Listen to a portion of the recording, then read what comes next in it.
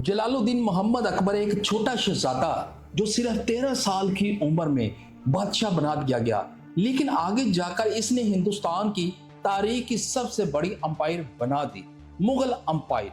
अकबर का बाप हुमायूं शेरशाह सूरी से बुरी तरह हार गया था। वो हिंदुस्तान से भागते हुए सिंध पहुंचा। यही सिंध में इसका बेटा पैदा हुआ जिसका नाम था अकबर।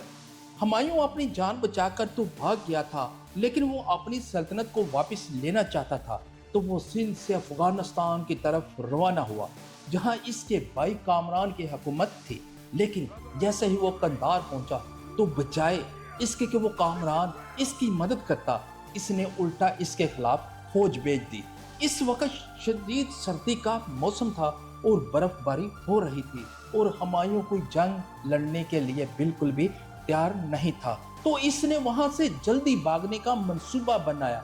लेकिन अकबर इस वक्त सिर्फ 1 साल का था और इतना छोटा सा बच्चा ऐसे सख्त सफर बर्दाश्त नहीं कर सकता था। तो इसने छोटे से अकबर को कंधार में ही अपने कैंप में छोड़ दिया और अकबर की माँ को जबरदस्ती वहां से लेकर बड़े बड़े पहाड़ जो बर्फ से ढके हुए थे अबूर करके ईरान चला गया। हुमायूं का भाई जैसे ही फौज लेकर वहां पहुंचा तो इसे पता चला कि हुमायूं भाग गया है। तो जैसे ही इसने कैंप के अंदर देखा, वहां एक छोटा सा बच्चा था। इसने अकबर को अपने कंट्रोल में ले लिया और वापस काबुल अपने भाई कामरान के पास ले गया। हुमायूं सिर्फ 40 फौजियों के साथ बर्फ से ढके पहाड़ों से होता हुआ ईरान की तरफ जा रहा था और रास्ते में खाने के लिए कुछ भी नहीं था। तो उन्होंने अपने ही घोड़ों को फौजियों के हेलमेट में पकाकर खाना शुरू किया और ऐसा करते करते वो बहुत सी मुश्किलों से ईरान पहुंच गया। वहां काफी महीनों बाद हुमायूं की मुलाकात ईरान के बादशाह से हुई और इसने हुमायूं के एजाज में बहुत बड़ी दावत दी। इसने हुमायूं से शिया बनने का वादा लिया और कहा कि एक शर्त पर तुम्हें फौज देंगे, अगर हिंदुस्तान जीता तो कंधार हमारा होगा। तो हुमायूं ने 14,000 ईरानी सिपाहियों को लेकर कंधार पर हमला किया और बड़ी आसानी से कंधार को अपने कंट्रोल में ले लिया। यहाँ से काबुल पर कब्जा करने के लिए अपनी फौज लेकर इसके किले का घेराव कर लिया। जैसे ही कामरान को समझ आई कि वो ये जंग हारने वाला है, तो इसने छोटे से अकबर को, जो सिर्फ 4 साल का था, किले की दीवारों पर ला खड़ा कर दिया। अब दोनों तरफ से हमला हो रहा था और छोटा सा अकबर जोर जोर से चीख रहा था, रो रहा था। अचानक हुमायूं के फौजियों को एहसास हुआ कि दीवार पर तो एक छोटा सा बच्चा खड़ा है। तो उन्होंने तीर चलाना रोक दिए और जल्द ही किला फतह करने के लिए अंदर चले गए और किला फतह कर लिया और ऐसे छोटे अकबर की जान बच गई। अब कामरान पीछे से भाग गया और काबुल फतह हो गया और यहीं अकबर की माँ, जो बचपन में इससे जुदा हो गई थी, आखिरकार अपने शहजादे से दोबारा मिल गई। अब हुमायूं बहुत ही मजबूत हो चुका था, तो इसने एक बहुत बड़ी आर्मी तैयार की और अपने सबसे वफादार जनरल बैरम खान के साथ इसे हिंदुस्तान पर हमला करने के लिए भेज दिया। बैरम खान बहुत ही आसानी से इलाका फतह करते हुए दिल्ली पहुंच गए और आखिरकार 15 साल बाद हुमायूं दोबारा दिल्ली के तख्त पर बैठ गया। लेकिन अब ये वो पुराना हुमायूं नहीं था। हुमायूं बहुत ज्यादा बदल चुका था। इसे पता था कि इसकी अंपायर, इसकी अयाशी और इसके नशों की वजह से गई थी, लेकिन अब वो बहुत ही नेक और जिम्मेदार बन गया था। और कहा जाता है कि जब भी वो अजान सुनता तो वो अल्लाह के सामने झुक जाता था। और इसी तरह एक दिन जब वो अजान सुनने के लिए झुका तो वो सीढ़ियों से फिसल कर गिर गया, जिसकी वजह से वो मर गया। हुमायूं की ये बादशाहत सिर्फ 7 महीने रही। बैरम खान इस वक्त एक जंग में था और जैसे ही इसे पता चला कि हुमायूं मर गया है, तो इसने जंग के मैदान में छोटे से अकबर, जो सिर्फ 14 साल का बच्चा था, इसे ताज पहना दिया और कहा कि जब तक अकबर बड़ा नहीं होता तब तक ये हुकूमत मैं चलाऊंगा। और ऐसा ही हुआ। अगले 5 साल बैरम खान ने हर तरफ से दुश्मनों को खत्म कर दिया और मुगल अंपायर को मजबूत बना दिया। اب جب اکبر 19 سال کا ہو گیا تو اس کی رضائی ماں جس کے ہاتھوں میں اکبر بچپن ہی سے پلا بڑا تھا، اکبر اس کی ہر بات مانتا تھا، کیونکہ جب اکبر کابل میں اپنے چچا کے پاس تھا تو اس کے چچا نے اپنی ایک نوکرانی کو اکبر کا خیال رکھنے کے لیے کہا تھا۔ اس نوکرانی کا نام ماہم انگا تھا اور اکبر کو بچپن ہی سے اس نے پالا تھا۔ تو آہستہ آہستہ اس نے اکبر کو اس کے سب سے وفادار جنرل، جس کو اکبر پیار سے خان بابا کہتا تھا، اسی کے خلاف کرنا شروع کر دیا اور ہر دن بیرم خان کے خلاف جھوٹی کہانیاں بناتی تھی اور کہتی تھی یہ شیعہ آرمی چیف صرف اپنے ہی لوگوں کو آگے لا رہا ہے۔ تو اکبر آہستہ آہستہ بیرم خان کے خلاف ہونے لگا اور ایک دن بیرم خان نے ایک بہت بڑی غلطی کر دی۔ اس نے اکبر کے ایک بہت ہی خاص نوکر کو غلطی سے مار دیا۔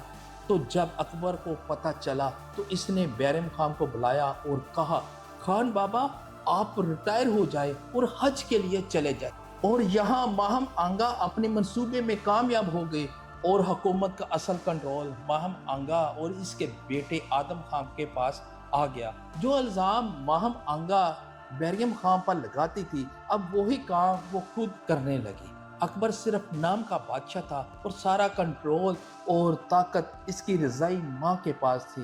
تو کیا ہونا تھا؟ اب ماہم آنگا کا بیٹا آدم خان ایک بہت بڑا جنرل بن گیا اور اکبر نے اسے مالو پر حملہ کرنے کے لیے بھیج دیا۔ لیکن جب آدم خان نے مالو پر قبضہ کر لیا تو اس نے الٹا اکبر کے خلاف ہی بغاوت کر دی۔ تو اکبر ایک بہت بڑی فوج لے کر خود مالو گیا اور آدم خان کو گرفتار کر کے واپس اپنے محل لے آیا، مگر آدم خان اپنی حرکتوں سے باز نہ آیا اور پھر اکبر کے خلاف بغاوت کرنے کی کوشش کرنے لگا۔ تو آخرکار اکبر نے اپنی فوج کو حکم دیا کہ اسے محل کی سب سے اونچی چھت سے نیچے پھینک دو۔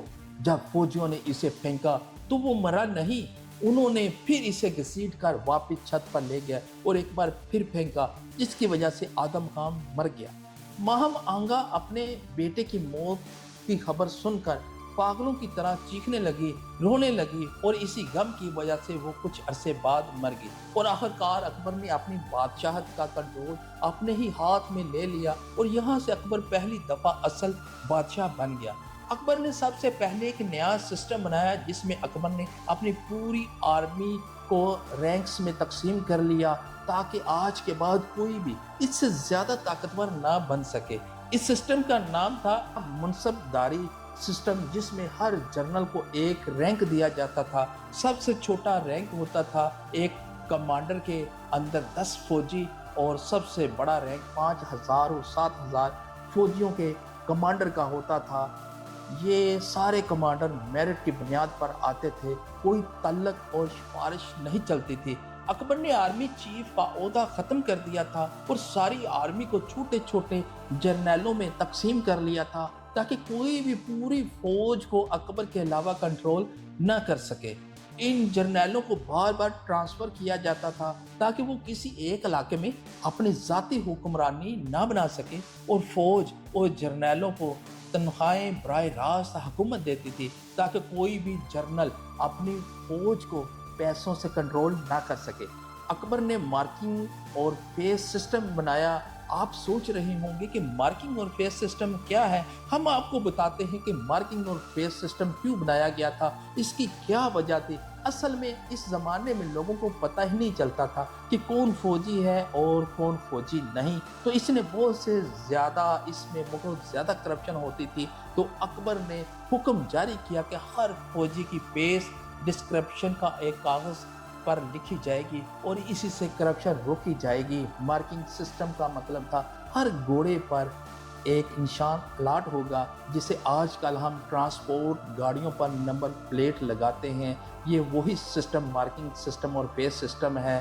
ناظرین اکرام، اکبر نے اپنی فوج میں ہر ذات، ہر مذہب اور ہر طبقے کے لوگوں کو شامل کیا تاکہ کوئی گروہ فوج میں زیادہ طاقتور نہ بن سکے، کوئی فوج اتنی طاقتور نہ ہو سکے کہ وہ بادشاہت کو گرا دے۔ اور اکبر نے یہ ثابت کیا کہ قانون سے بڑا کوئی نہیں ہے، چاہے وہ اس کا ستیلا بھائی ہو یا اس کا کوئی اپنا فیملی کا ممبر ہو، کوئی اس کا اپنا خاندان ہو، कोई कानून से बड़ा नहीं है। इस सिस्टम की वजह से मुगल अंपायर बहुत ज्यादा ताकतवर बन गई। लेकिन इसके बाद जब अकबर ने सारा कंट्रोल, सारी सल्तनत अपने हाथ में ले ली, इसकी जिंदगी का सबसे बड़ा चैलेंज था राजपूतों को फतह करना, राजपूतों की सल्तनत को काबू में करना। लेकिन क्योंकि राजपूत कोई आम कौम नहीं थी, वो बहुत बहादुर और दलेर कौम थी, वो बहुत ही बेहतरीन फाइटर थे और किसी सूरत भी सरेंडर नहीं करते थे और ना वो कभी हार मानते थे। जब इनको पता चल जाता था कि वो हारने वाले नहीं हैं, तो इनकी औरतें जोहर करती थी, वो अपने आप को सजाएं देती थी, मतलब एक साथ इकट्ठी होकर खुद को आग लगा लेती थी और अपनी जिंदगी का खात्मा कर लेती थी। और इनके साथ जो मर्द थे साका करते थे, मतलब दुश्मन पर खुदकुश हमला करते थे, अपनी जान जो है वो की परवाह नहीं करते थे, वो उन पर खुदकुश हमला आवर हो जाते थे। और अकबर को इस बात का सब पता था, तो इसने जंग की बजाय यहाँ एक सियासी चाल चली। एक तरफ अकबर ने राजपूतों के इलाके पर कब्जा शुरू किया और दूसरी तरफ प्यार, मोहब्बत और दोस्ती का ऐसा हाथ बढ़ाना शुरू कर दिया कि जिससे मजीद प्यार और मोहब्बत आपस में बढ़े। एक दफा अकबर सफर पर जा रहा था, एक राजपूत राजा अकबर से मिलने आया, इससे मदद मांगी क्योंकि अकबर का एक गवर्नर इन्हें तंग करता था, परेशान करता था। और कहते हैं कि अकबर ने जैसे ही इसे देखा तो इसे अपना पुराना वाक़या, 5 साल पुराना किस्सा याद आ गया कि एक बार इसी राजा बरमल ने एक मुगल कमांडर की मुश्किल वक्त में मदद की थी। और ये कहा जाता है कि वो उस वक्त बहुत ज़्यादा मुश्किल में था जिस वक्त अकबर ने इनकी मदद की थी। ये किस्सा जब अकबर को सुनाया गया तो इसने इस राजा और इसकी फैमिली को अपने महल में बुला लिया। इस वक्त अकबर एक जंगली हाथी को काबू करने की कोशिश में लगा था। वो अचानक हाथी पागल हो गया और लोगों की तरफ तेजी से जाने लगा, जिससे लोग अपनी जानें बचाने के लिए इधर उधर भागने लगे और लोगों की जानों को बहुत ज़्यादा खतरा था, जाने जा सकती थी। लेकिन जैसे ही उन्होंने देखा तो सिर्फ राजपूत राजा और इसकी फैमिली ही अकबर को बचाने के लिए वहां खड़ी थी और इसकी अकबर की मदद करने के लिए वहां से रवाना नहीं हुई। राजपूतों की इस बहादुरी और वफादारी ने अकबर को बहुत ज्यादा मुतासर किया। वो बहुत खुश हुआ। उसने राजा को कहा कि हम आपका हमेशा ख्याल रखेंगे, आपकी इज्जत करेंगे, आपको ओहदे देंगे। तो जब इसी राजा ने अकबर से मदद मांगी तो अकबर ने फौरन ही हाँ कर दी और जवाब में राजा ने अपनी बेटी जोधाबाई, जिसे बाद में मरियम कहा गया था, का रिश्ता अकबर को देने की पेशकश कर दी। तो अकबर ने इस शादी से इनकार नहीं किया, बल्कि फौरन इस फैसले को तस्लीम किया और कहा कि मैं तैयार हूँ, क्योंकि शादी से अकबर का जिंदगी का सबसे बड़ा चैलेंज जंग करने के बगैर हल हो सकता था। इसलिए उसने फौरन हाँ कर दी और राजपूतों को राजी करने के लिए अकबर ने इनकी ये शर्त मान ली और जोधाबाई को जबरदस्ती मुसलमान होने पर मजबूर नहीं किया गया, बल्कि महल में इसे अपने मजहब के मुताबिक जिंदगी गुजारने की आज़ादी दे दी। वो अपनी इबादत आज़ादी के साथ करती रही और ये भी कहा जाता है कि राजपूत अपने इलाके के बादशाह ही रहेंगे।